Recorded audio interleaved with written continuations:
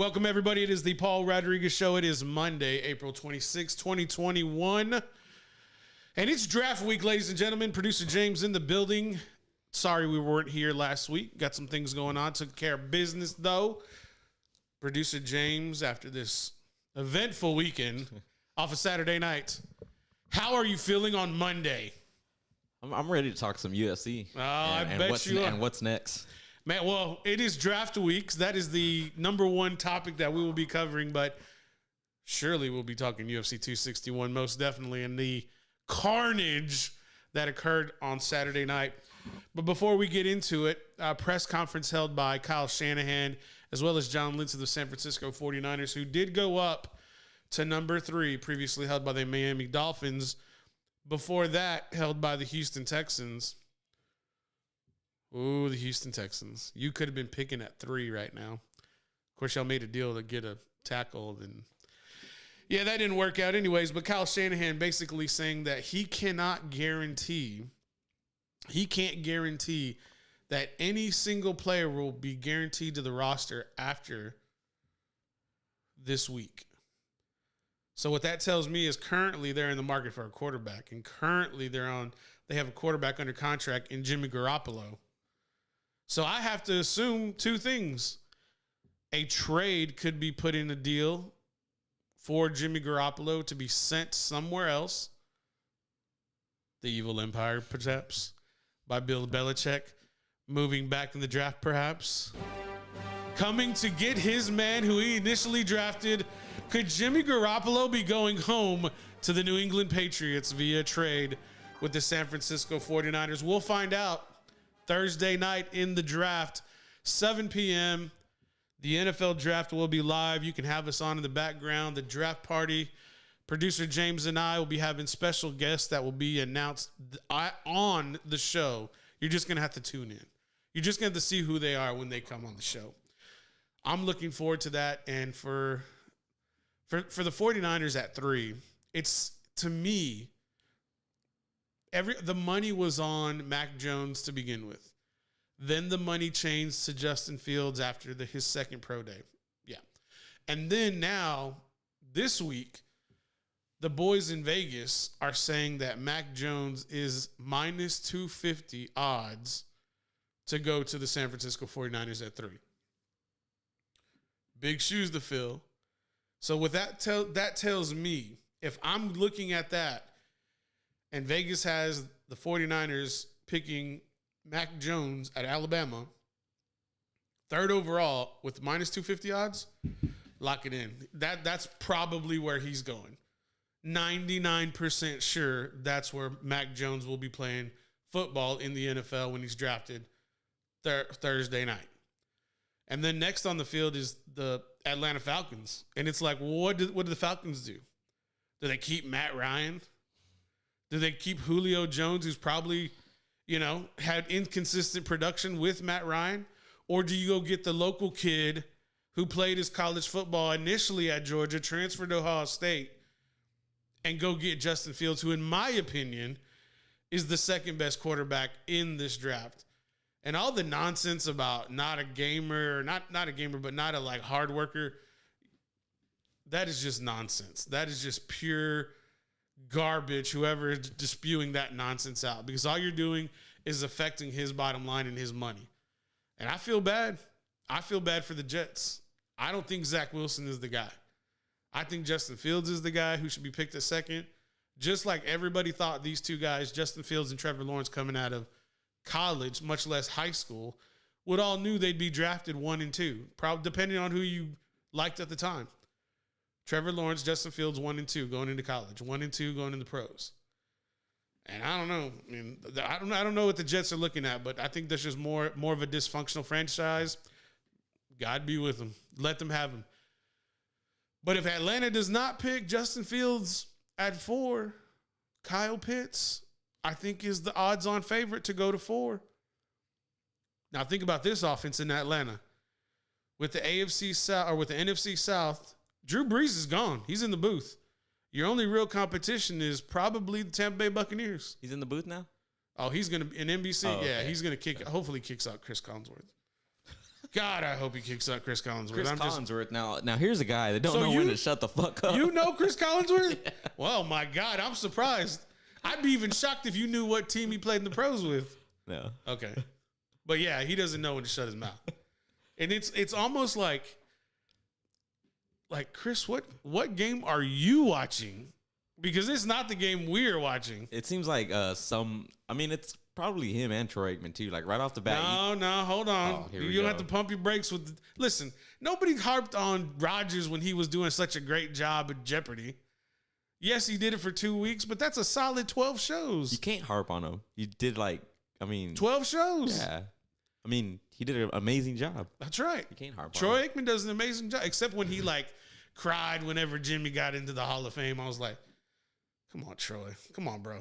Come on, man. Especially when his eyes are bloodshot and, he's all red. But anyways, yeah, Chris Collinsworth, what team did he play for? Cincinnati Bengals. Oh, okay.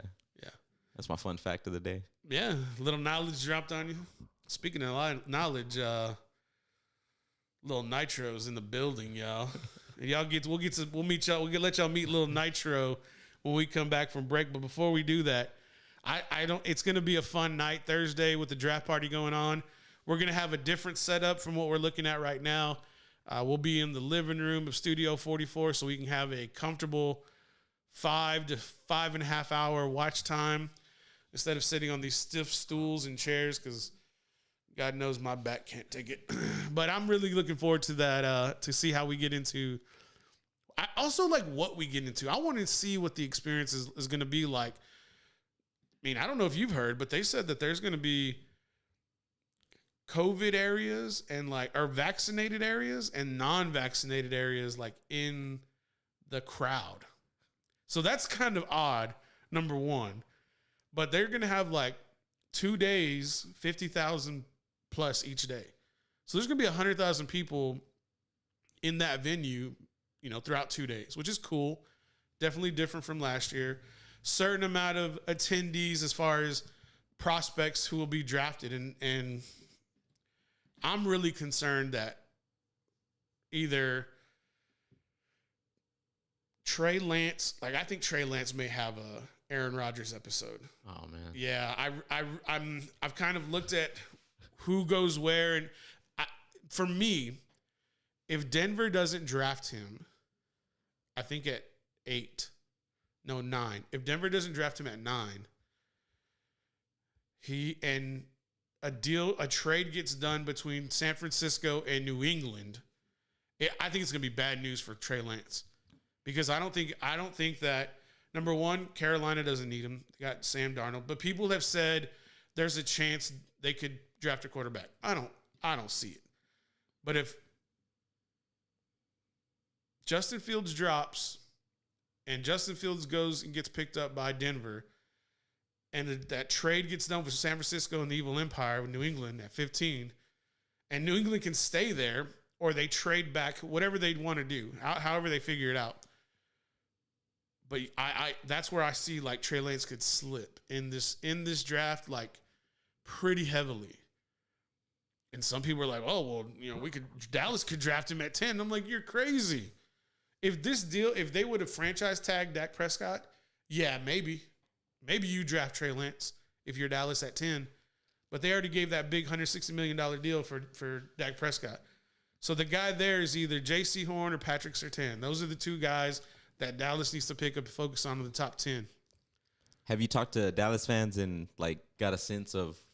You are a Dallas fan, but you're not. I root for Dallas. Yeah, you're not your typical Dallas fan, right? I'm very critical. Have you talked to a DC 4L zombie and kind of got a sense of who they're hoping that Dallas picks at number what, 10? Yeah, 10. A lot of people in my circle, I keep very.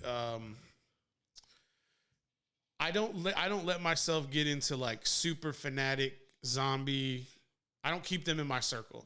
I keep real people who are real about the sport. It's just be honest with yourself. Be honest with what's going on and be aware.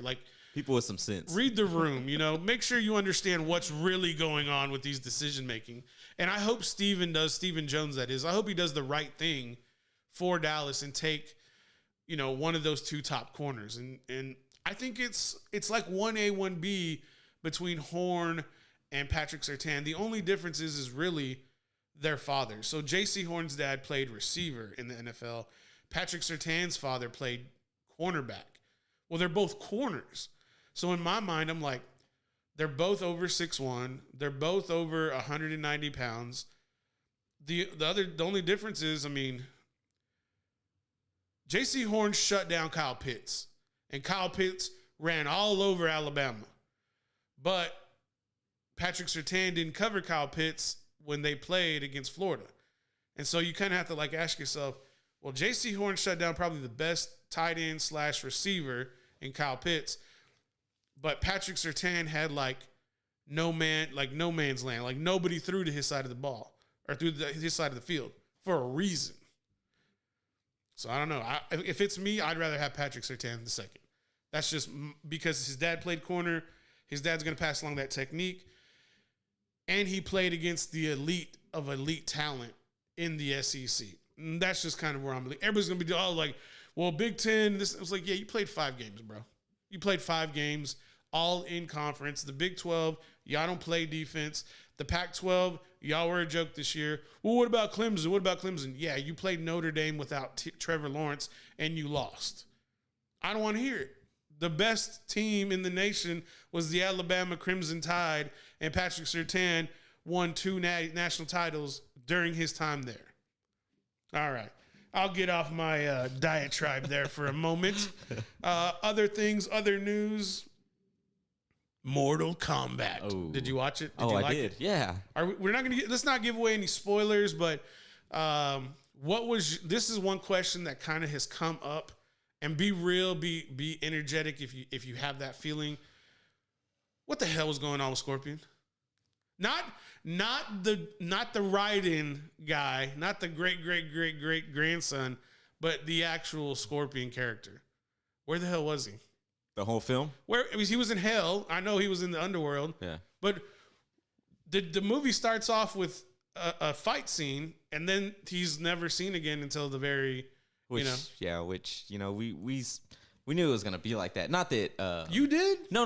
Not that he was gonna disappear through the whole film, but the fact that once you see like, oh yeah, he's gone, he died. You knew that he was gonna come back at the end.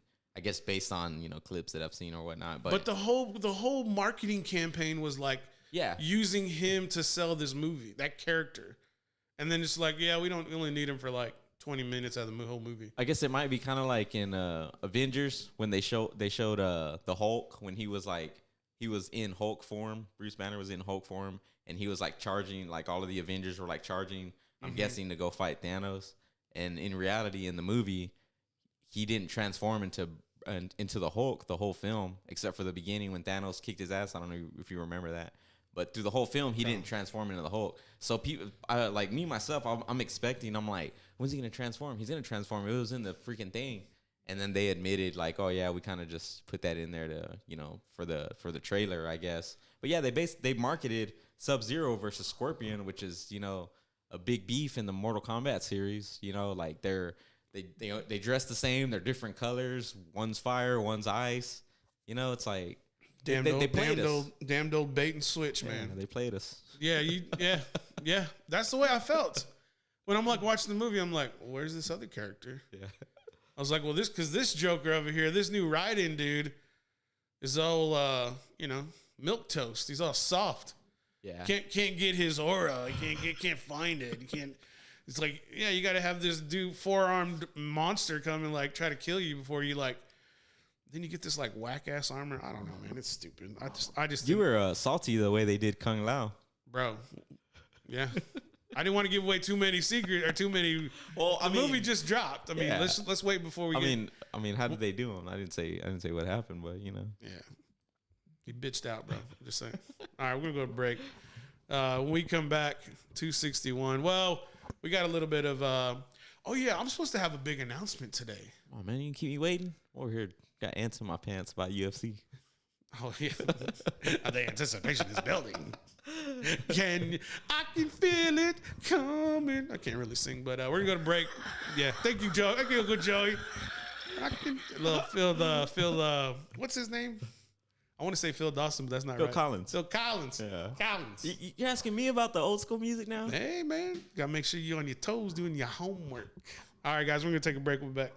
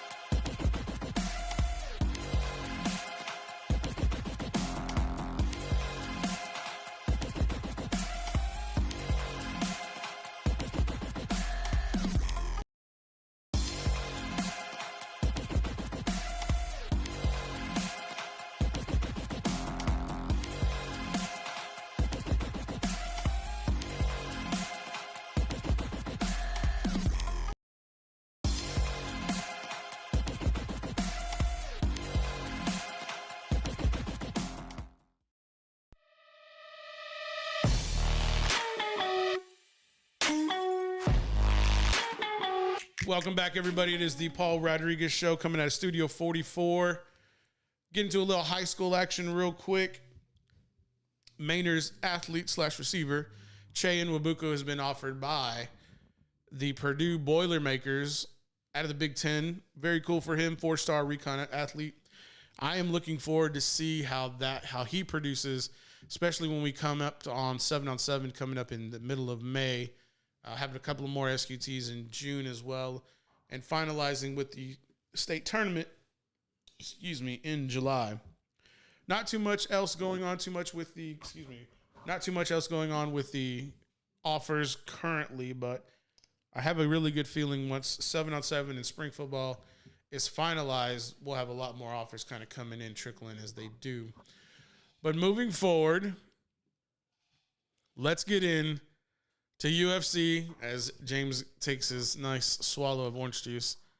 UFC 261, savage of a card, beginning with the first fight between Smith and who was the other guy? Jimmy Crute.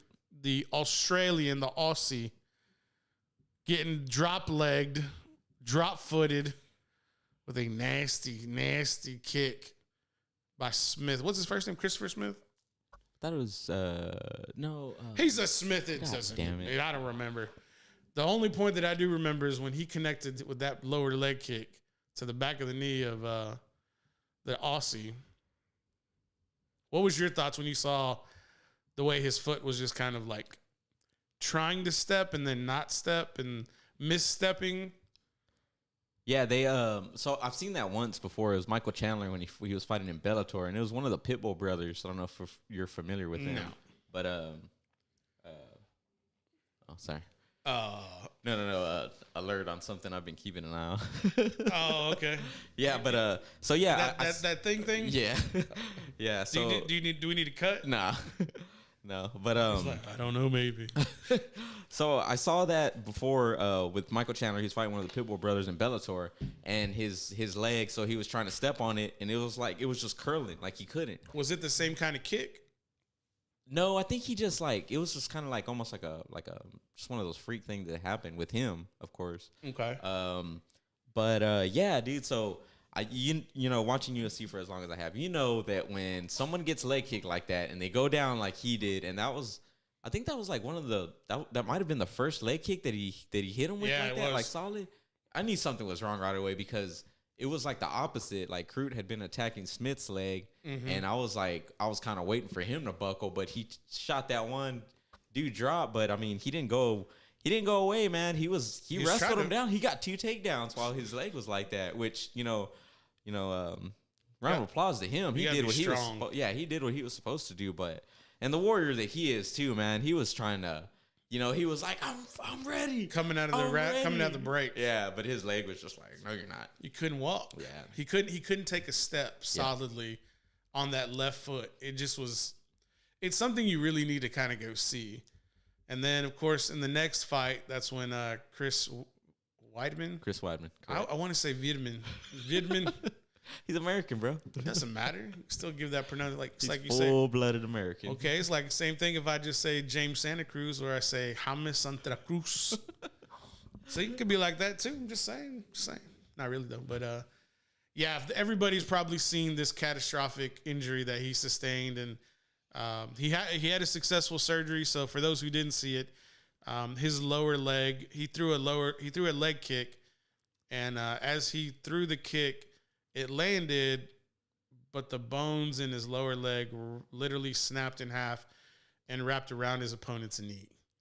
Yeah. Literally, like super stretch man. Like you literally can wrap my finger around this pole. That's like pretty much what his leg did. And then he brought it back, and then he tried to step on it. He tried to literally step on his leg, like a pirate. Like a pirate steps on a stump.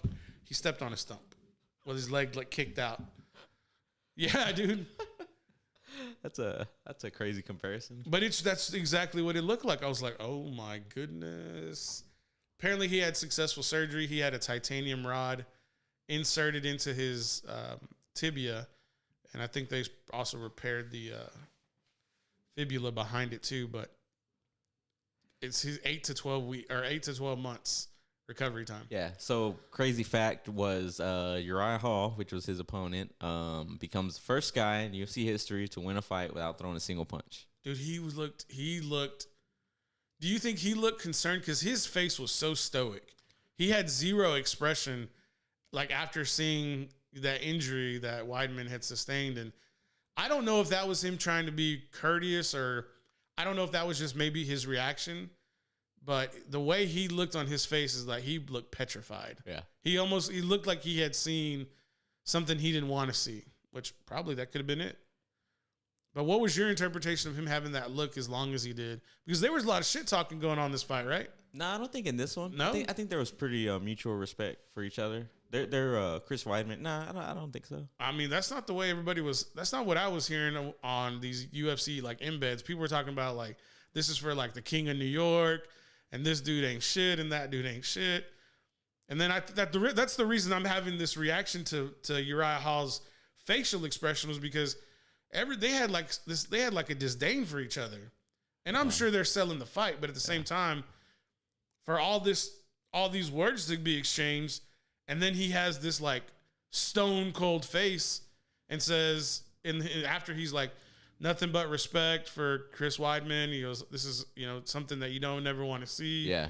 And so when I put all those words together, I'm like, man, they must have been like really not liking each other. I mean, I like to see it like, like I like the trash talk and all that stuff. But honestly, like after a fight, I always like to see, respect and all that stuff. Sportsmanship, yeah. Yeah. So it goes to show the respect that, Uriah Hall has for Chris Weidman, which is a former champion, the first guy to dethrone Anderson Silva, which ironically, Anderson in their second fight, I believe, broke his leg in almost similar fashion. It was pretty much the same deal, which is so ironic. Same strike. Yeah, same everything. So yeah, I mean, it's good to see. What was he gonna say? You can't really be happy about a fight ending like that. No, he can't either because he didn't do anything. Yeah, he did nothing. He literally took a strike and the fight was over. Yeah, that's really unfortunate. And then, God, this card was so good. This card was pretty dope. This might have been the best card. This is definitely like up there, top 3. Like, and it's just because I can't put it number 1 because I really don't. I'm sure there's other cards. I've seen so many cards. Is it also taking into consideration like this was the first fight? This is the first card after a global pandemic with a capacity crowd in attendance, and like. I don't know about you, but I could definitely feel there was a difference watching all of these events during the pandemic and then seeing how I'm going to just be real with how violent and graphic this card was like the icing on the cake. And I was telling you this when we were watching the fights. I'm like, Dana White's over there just counting his money right now. You have the drop leg injury. You have literally a broken lower leg. And then you have Thug Rose Namajunas come out to face Yang Wei Li in the women's strawweight championship. And Thug Rose handles her motherfucking business with a head kick that left an imprint of her foot on the Chinese former champion's face. She knocked her out, right? Yeah, this was a knockout. Yes, she knocked her out. This wasn't her getting up and being all like sore loser. She was knocked out. She was out. She was out. Cause that's what I was telling you was like when Rose kicked her in the mouth. when she kicked her in the mouth and she landed on the ground, that's when she woke up. Because when she got hit, when she took that foot to the neck, throat, black sheep area, you know what movie I'm talking about? No. Black sheep. No, that's right. That's why I said black sheep. Tommy boy, homework, get on it. So here we go. When she took that strike, she was out. The lights were out in Georgia that night for eternity until she slapped her head on the mat. And then she popped back up. And then Rose had a couple of hammer fists. Yeah. For good measure. During those hammer fists, she didn't defend herself intelligently. No. She didn't do nothing. She really didn't do nothing. So who was it? Herb Dean, I think it was. It doesn't matter who it was. The fight was over. And Rose, dude, what is the reaction that you have for her to be as emotional, and like she kept hugging the belt. Like when she was talking with Rogan during the post-fight interview, she's like almost cuddling the belt while it's like wrapped around her waist. She's just kind of like, holding it in a manner that's very like gracious and grateful, but like secure at the same time. Like, what did that kind of body language give off to you? Dude, one of the things I love about Rose is that she just seems so humble, dude. Like she's not like, she's not boastful or nothing like that. She seems like just a normal woman off the streets. And well, she ain't a normal woman off the street. Yeah, I know, but that's she's dangerous. Yeah, but she's real humble, But it's crazy with me saying that because I'm saying that she's humble and she's like, I am the best. But she doesn't lack confidence. No. She seems like she knows what she wants. She puts in a whole lot of work to get to what, where she wants to be and what she wants and all that. And it's good to see it pay off, man. I really like Rose. Like I said before, I picked Weili to win the fight, but I wanted Rose to win. Yeah, and your boy picked Rose to win this fight. Are we going to talk about how our record went? Hey, man, when we get to the end, I want to let you have your time in the sun for the main event. I'm doing you a favor right now. All right. You see what I'm saying? I just got to get my W right now because I took a couple L's on the card. That's all I'm saying. One of them wasn't my fault, though. I mean, I guess it was, but, I didn't have a choice. You already picked Smith coming out of it. And I was like, all right, well, I guess let me get this guy. And he was the favorite. The Aussie was the favorite. But, yeah, for Rose to get that W in that manner, stunning manner, because it could have been easily a walk-off, I think. No, with the way that the Sean O'Malley fight went the first time, you want to follow up. Look, man, points. I think the referee was already going to cover up Weili when she was landing on the ground. He was just on the other side of the octagon, and Rose was just faster than the referee. That's why she got in those two hammer fists. Well, you said the drop woke her up. Yeah, but you know what? He was saying, Roberto Duran, honey, you out, no mas. It just in my opinion, it just leaves that what if. So you want to close the envelope on the what if, top, and leave it. I get it, but yeah. We saw it in the main event. But that mark on her face was still there in the post fight. That's all I gotta say. And then we gotta get to Valentina, bro. We ain't done. We ain't done yet. Yeah. We gotta get to the dominance. Yeah. Oh yeah. Valentina Shevchenko is different. She's a different level. Rose, take your belt. Do not go fight that. Do not go fight that killer. Do not go fight Shevchenko. Y'all were talking it up after the fight, congratulating each other. Do not go fight that woman. Do not go fight her. You don't want that smoke. You don't. Let her go fight Nunes. Let her go fight the Lions. You think she's gonna fight Nunes? That's the only dude. Hasn't she already in a 5-round decision. Yeah, that was highly controversial in my opinion after watching the highlights. But they got to fight at 35. They can't fight at 45. It has to be 35. Yeah, that's too heavy for Valentina. She's just, and Valentina's probably like 5'5", 5'6", maybe not that big. Dude, her wrestling. Oh my. But that's what was on full display that night. It's like she got better. I'm over here like Vavas everywhere. She got better with her ground game, in my opinion. She literally took down one of the stronger women in that featherweight division. What are you laughing at? I know what you're thinking, and it's funny, but it ain't. But it kind of is. She took down one of the stronger women in that division, and she literally handled her like a dude. She literally tied her up, immobilized both her arms, and bashed her face in. That's what she did. Is that not what she did? Yeah. She got her. I knew the moment she had her in that crucifix, it was over. Yeah, that's the technical terms. That's why I got producer James here. I don't know these terms. That's what I was telling my girl. I was like, you see that? It's called a crucifix. And I was like, you know why? Because they're laid out. They're like this. Yeah. Their body is spread over. You literally have their left arm trapped, or whatever arm, with your knees, with your legs, and then with your other body, probably one of your hands, you're holding their other arms, and you're just. All I know is beat your ass, yes. And that's what she did. Oh yeah, big time. And if she retains her title, she needs to go fight Nunes. Dana White needs to figure out how to get that deal done. There's nobody else. There's no one else in her division or Nunes' division. Yeah. Divisions, plural. And then, Do you think? Let me ask you this real quick. before we get to the big time. Okay. Do you think with these women, because it seems like Rose and Valentina's weight class, like, and then Jessica Andrade, there's kind of just like, they're kind of just like this, like moving back and forth with, they've all been like intertwined with fighting each other and all of that. You think at some point Dana White, makes a decision to maybe, eliminate one weight class or, something along the lines of that, No, because he would have to ask questions like, are you gonna like eliminate a men's division? Like, are you gonna take away what's the lowest men's division? Bantamweight? 125 up? So no, 135.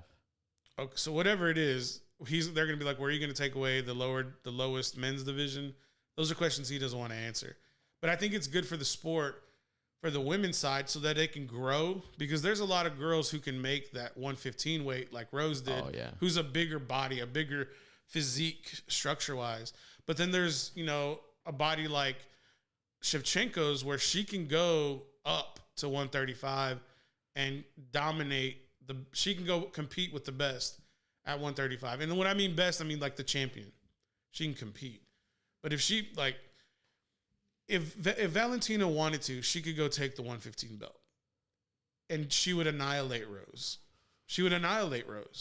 There's nobody at 25 or 15 who is on Shevchenko's level right now, in this moment. Just like there's nobody at 35 or 45 for Nunes' division. There's just not. Very true. I mean, I have nothing to say. That's my interpretation of it. Yeah, that was my best Brendan Schaub. How'd you like that? I just didn't have on the goofy ass hat. And I had the spectacles, but I mean, I'm a fat boy. I ain't no thick boy. I don't know about all that.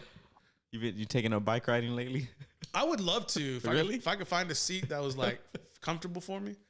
I'm wide body, baby. Wide body. If I could find one, yeah. I thought about getting one of those like the ones you sit in, but they're like $4,000. What? Yeah, they're expensive. That's why I'm just like, no, not for me, guys. Moving on. Yes, to the main event.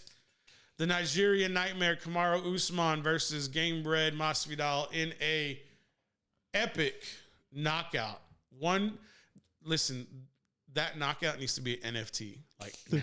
They needs to be an NFT, and Kamaru needs to like hold that thing forever, because that will be a photo that when he goes into the Hall of Fame, it'll be synonymous with his career. It was a tremendous knockout. Probably the biggest highlight of his career. Yeah, and the biggest defeat for Masvidal. The biggest defeat. Never been knocked out like that. Never been knocked out, much less like that. Yeah, definitely not like that. Yeah. And for it to be as opportunistic for this event, like for this card, it was like the cherry on top, literally. For sure, for the whole night, even for the prelims, because there were some good prelims. I didn't see none of them. Did you see the prelims? No, I didn't. I was kind of like doing some chores whenever that was going on. I was like, I'm not watching all this. Baking cookies. Bro, I'm sick with the bacon, bro. I'm sick with it. My kiddos tore it. The next morning, they were like, "Can we have some cookies?" I'm like, "Yeah." I woke up again to go pee. That was gone. Gone, right? I'm sick with it, man. I didn't get like this by eating kale salad, bro. Let me tell you. But what's the wizard in the wizards in the DMs? We'll get with you in a minute, bro. We're on this long segment real quick. But Masvidal, I had George going into this fight. I thought he would fight a little bit more of a complete fight. You can't fight a champion with your hands down. And he took his shots. He ate them. But he didn't he caught jabs. He caught quick jabs here and there. And then Usman had him measured. And that really just threw that right bomb and caught him clean to right on the chin. Right when George was coming in. It's like George's face is coming forward and your right is about to land. Epic knockout. And that's why it ended up like that. Yeah, simple textbook. Right down the middle. Down the pipe. Right down the pipe. Yeah. Yeah, Matt. I had friends on Facebook.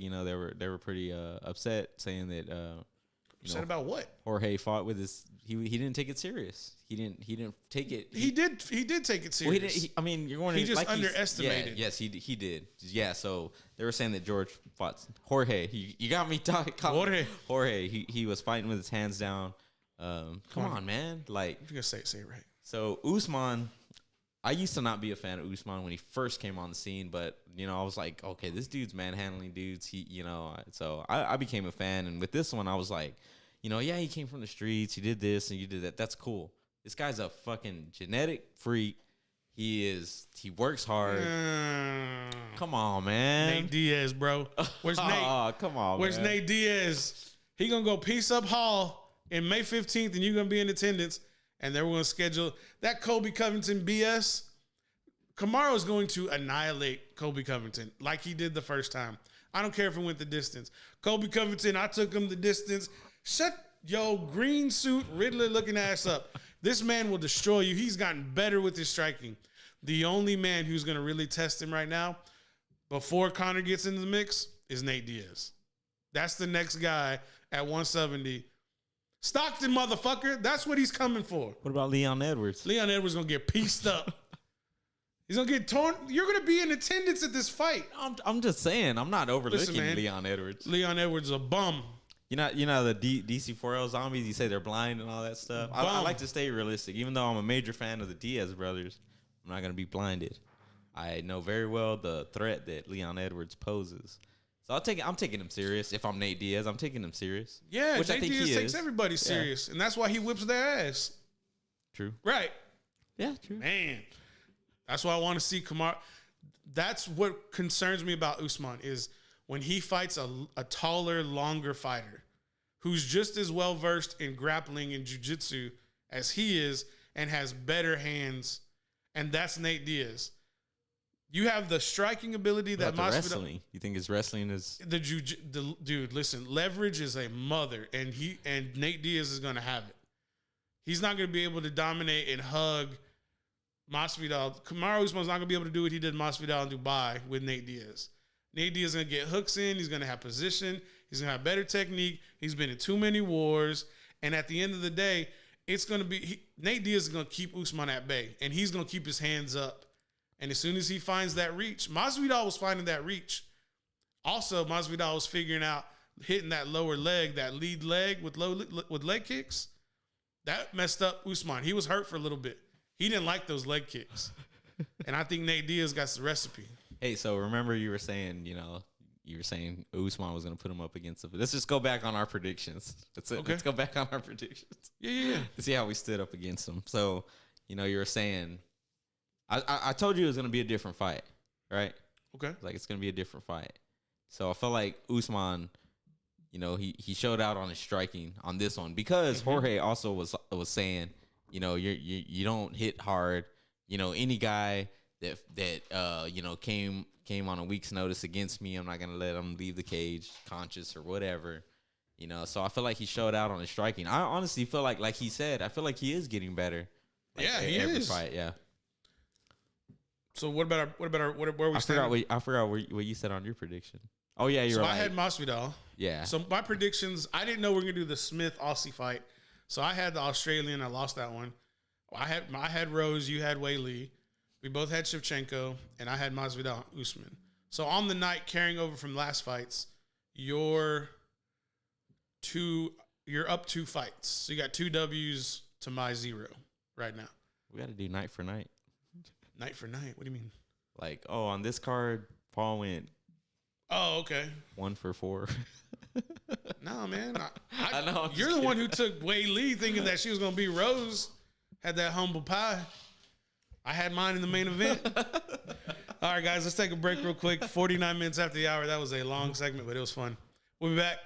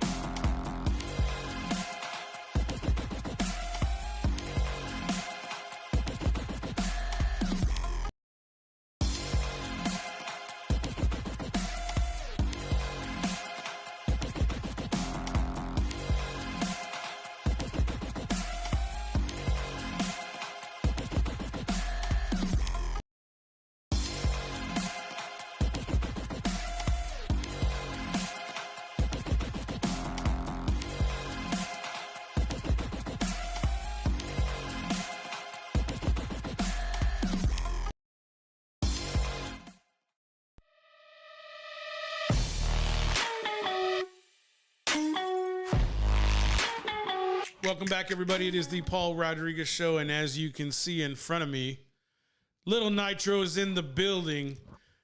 9 million on the Scoville unit, the world's hottest gummy bear. Consumer beware, this ain't your ordinary gummy bear. 9 times hotter than jalapeno, I think it said. Why you got 3 there? Well, because maybe I'll make 3 mistakes, and I have to take this at my own risk. I think you might learn your lesson after Warning, that first warning, mistake. warning. This product is extremely spicy and has the potential to cause skin and or mouth irritation. Little Nitro, the world's hottest gummy bear, is intended for adults only and should be kept out of the reach of children and pets. Little Nitro is not to be consumed by those with any heart or respiratory condition. Consume at your own risk. So apparently the challenge is you have to chew the gummy, let it sit in your mouth, chew it up. You know, you try to you want to taste it, but I hear it tastes like dirt. Most hot things do. Well, like hot. Like earth, like earthy. Oh, okay. So, and then 5 minutes. With no With fluids. nothing. 5 minutes. So let me ask you this: have Yeah. you looked up other people eating that on YouTube? I've seen 2 other people. 2 other people just to kind of get an idea. How'd that go? One of them was LA Beast. Shout out. And he was cool about it. He was a dude. He manned up. And then I saw this Suburbia kid. Suburbia, posh life, never needing anything. And he did it in front of his parents. Uh-oh. And saliva was just flowing out of him. Like he ate it, and it was a Vava show, bro. So let me ask you something. Yeah. When are you doing this? Maybe soon. Maybe tonight. Maybe tomorrow. Oh, damn. I want to know when you get you up. Batman with a lance. I don't know. It I could want be to know anytime. when they have your barf bag ready. I just running. Ooh, son. I don't know. I do pretty good with hot stuff. Really? I don't know what kind of heat this is coming from. I don't know what kind of pepper. It probably tells you like on the inside. I just didn't want to open one just to kind of keep the packaging, Don't touch that motherfucker. It's wrapped in like it's got its own case. So it's got its own like little, case where it just kind of It's all sits. graded, certified, 9 million Scoville. This is Saint Your Daddy's Gummy Bear, y'all. So there's a little nitro placard there, folks. A little nitro placard. This is the challenge. Oh, is that? Oh, it has So the that challenge, picture. yes, says Little Nitro Challenge. We want you to make the best Little Nitro video on the internet, blah, blah, blah, blah, blah. Fully chew the gummy bear and see if you can handle the heat rather for 5 minutes without any relief. So 5 minutes. Damn. And yeah, we'll see. We'll see what happens. I don't know when we're gonna do this, but We better have a crowd. 9 million on the Scoville. What if I did like all 3 at once? Dude, I mean, I don't know what's your funeral preference. Oh, bro, I'm not gonna die. Legends don't die. That's the thing about it is like, I'm not going anywhere. I'll keep your memory alive. Oh, I don't need to, brother. I got the internet to keep my memory alive. So that's the challenge going down. This is the punishment for losing at the trivia the other day. I don't know if I'm going to do 1 or 2. Dude, you more than lost. Yeah, it was despicable. It was Pathetic. granted it was not in my wheelhouse as far as the draft. Yeah, great. We want to know who was drafted in the 6th round in 1974. Yeah. Speaking of draft, though, make sure you tune in on Thursday to the Paul Rodriguez Show draft party. The draft party is going to be fun. 6:30 p.m. will get kicked off. The NFL draft will go live at 7 p.m. I don't know what network. Probably NFL Network and ESPN. If I had to guess, those are probably the 2. We're gonna have it on NFL Network because I like NFL Network better than the other one. That's just my preference. Who else? I don't know. 8 o'clock on the dot right now. Anything else we're looking forward to? I'm looking forward to tomorrow. Because tomorrow, I believe we'll have a better understanding of there may be some clarity, in the draft. There may be a trade. I have a feeling there might be a trade tomorrow or Wednesday ahead of the draft just to get positioned. And it could be with New England. I just hope Dallas doesn't move up. That's my only concern. So let me ask you something. Yeah. Do you just want to know about these damn little nitros? No. Why is New England the only activity that's going on? Or it seems to me that you keep your ear real close to New England. The reason New England is yes, that's right. Ladies and gentlemen, the dark Sith Lord himself, Bill Belichick, is in the market for a quarterback. The only difference is who's he going to go up to go get? Is he going to trade with Carolina at 8, or is he going to wait for Dallas at 10? Does Trey Lance drop to 15? That's the issue, because last week we saw Cam Newton not be able to do anything significant with the ball. 8 throwing touchdowns on the year, not going to get it done. He'll be having it's just not going to get it done. You're going to have a better Cam Newton this year because he'll have a full year and training camp in the system. But they need a long-term solution at quarterback. Cam Newton's not it. Jimmy G's familiar with the system. Jimmy G was drafted. And that's the thing is Jimmy Garoppolo. Jimmy GQ. Jimmy GQ, dating porn models and all that. No, that's true. That really happened. And I think he fits New England. I mean, he's a guy from out of Eastern Illinois. Shout out Tony Romo. Shout out Sean. What's the head coach in New Orleans? I can't think of his name. Sean Payton. There you go. Yeah. Sean Payton. So those three guys are the most notable football guys to come out of Eastern Illinois. Those three. But Jimmy G was drafted by Bill Belichick. He was going to be Tom Brady's replacement. And then Tom Brady told Robert Kraft, get Jimmy G's ass out of here or I'm leaving. Why do you think that is? Why do who? He felt a threat? Tom? Yeah. Yeah. And then he leaves? Who? No, this was years ago, man. This was 6 years ago. I know when he left. So the point is that Tom knew he had more in the tank. And he knew if Bill Belichick got his way, Tom was going to be sent out to pasture. Jimmy G, he played in the Super Bowl, right? Jimmy Garoppolo? Was it? Or who was playing when 49ers went to the Super Bowl? Was it Kansas City? Yeah, that was 2 years ago. Who was that playing? Jimmy Garoppolo. Yeah, okay. Just making sure. Oh, okay. I thought you meant with New England. No. Yes. So San Francisco the quarterback was Jimmy Garoppolo. Okay. But there's better quarterbacks now than Jimmy Garoppolo in the NFL draft. Do you think it's one of those things? Because I feel like, you know how I had mentioned Matt Flynn with the Packers? How he seemed to me to be he was astounding with the Packers. Whenever Rodgers wasn't available, he put up numbers. But then so he went to Oakland, I think, for a big contract. Right. You know? Right. So do you think it's one of those types of things where he just fits well with the system? No, I think Kyle Shanahan's system made Garoppolo what he was. They had a great mixture, and it all really was dependent. It wasn't Garoppolo who led them to the Super Bowl. It was their front four on the defensive line that was able to literally manhandle every offensive line in the NFC to go to the Super Bowl. That's why Aaron couldn't do anything 2 years ago when they played San Francisco in that NFC Championship game.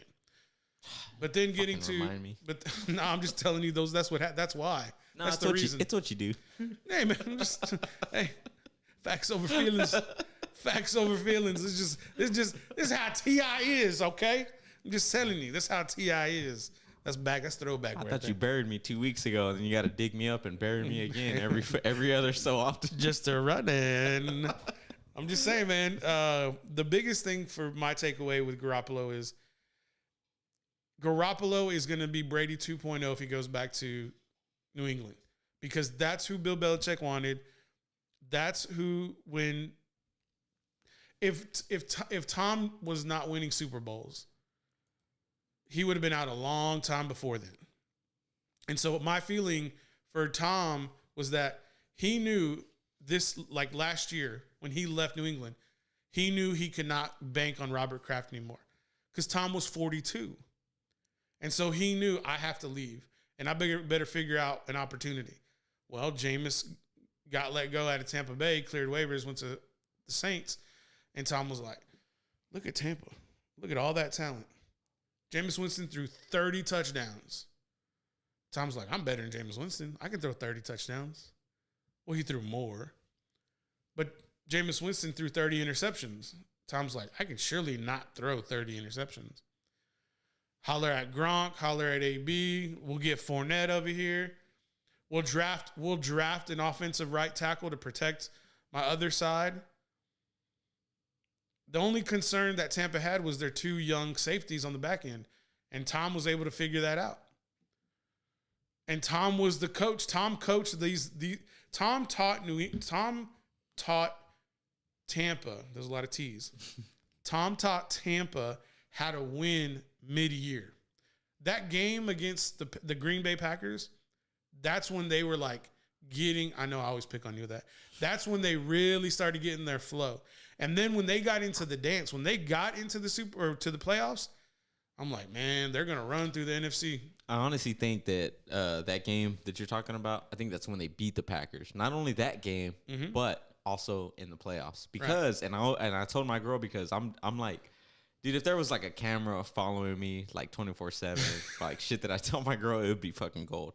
But I told her, I was like, dude, it's looking good this season. Like Rodgers having an NFL season, MVP season.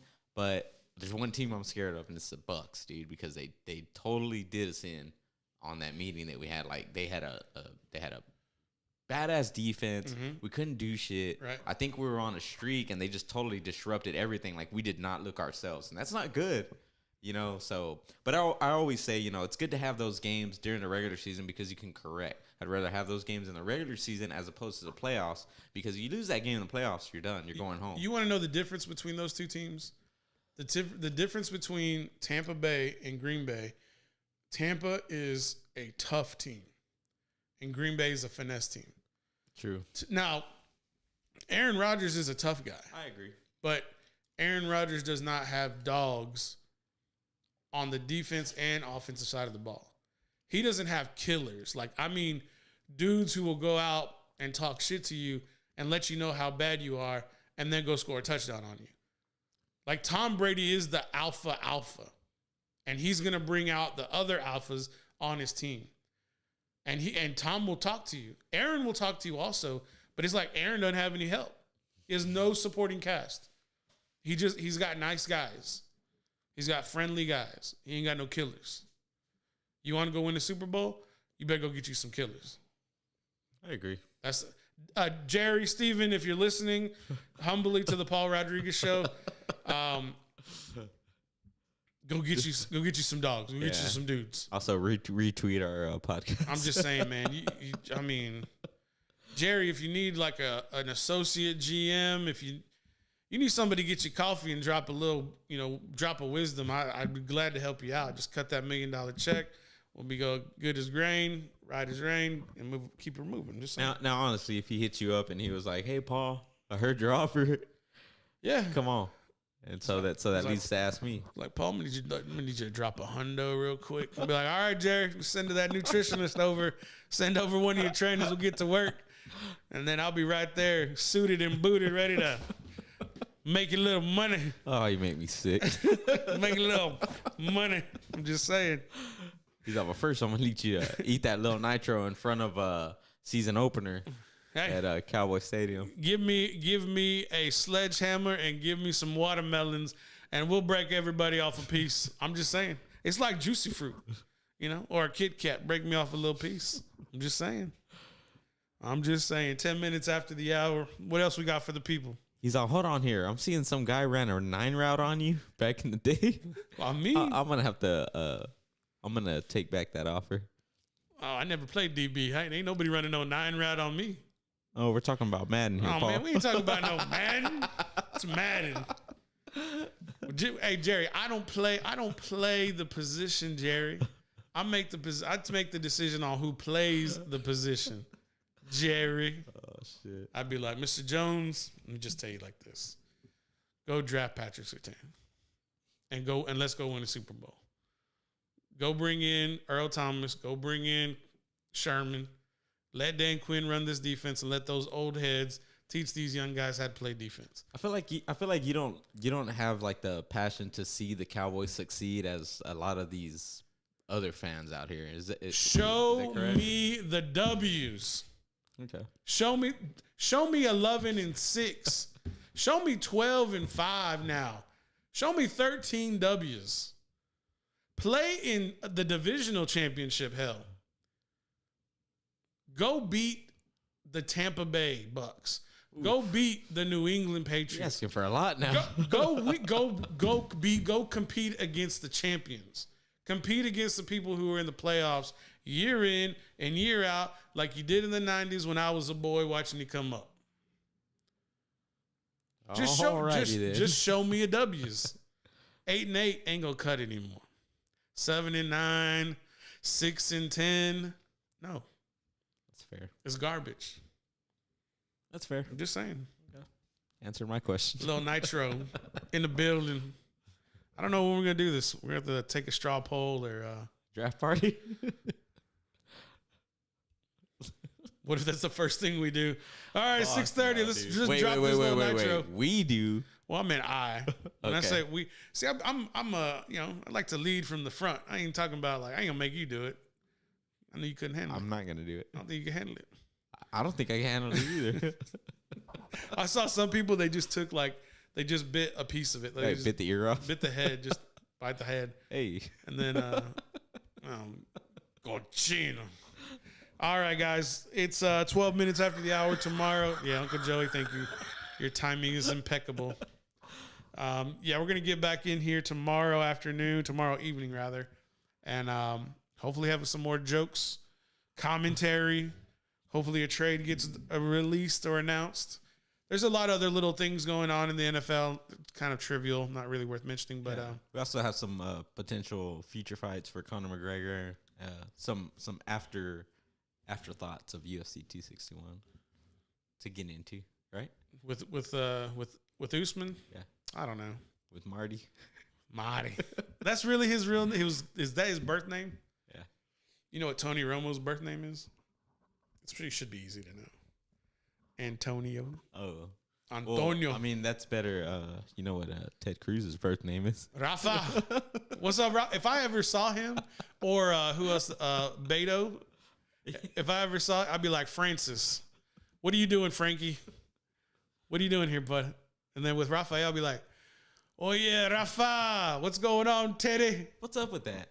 What's up with what? Just that whole. One wants to be more brown and one wants to be more white. That's what it looks like to me. Yeah.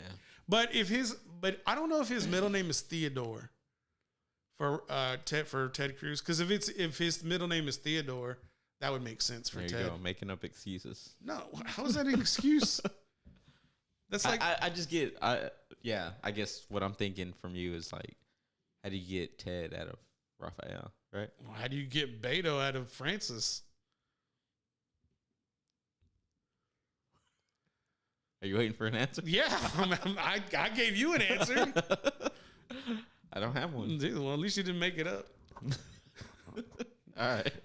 Where did that even come from? The dark side. the shit that pops into your brain. I'm like, we're talking about Lil Nitro and you bring up Cruz and Francis. I don't get it. O'Rourke and Cruz. We're talking about Carlos. We're talking about different names. Usman. Yeah, different Marty names. and yeah. Okay, that's right. That's how it got into play. You always putting that political spin on it. You can't help it, right? It's the dark side. Yeah. Yeah. It's like, Paul, come over. Like, no, damn it. We're gonna be talking about sports. Sometimes I'll just throw shit out there to see how people react. I told you stop stirring that damn pot. Come on, man. You've done better. I've seen you. You've done better. Thank you. I know you're working. I know it's hard. It's hard out there for a pimp. For sure. All right, guys. We're going to get out of here 15 minutes after the hour. Send all your complaints. The statements and comments of producer James does not reflect I know it doesn't affect you. his boss or his employer.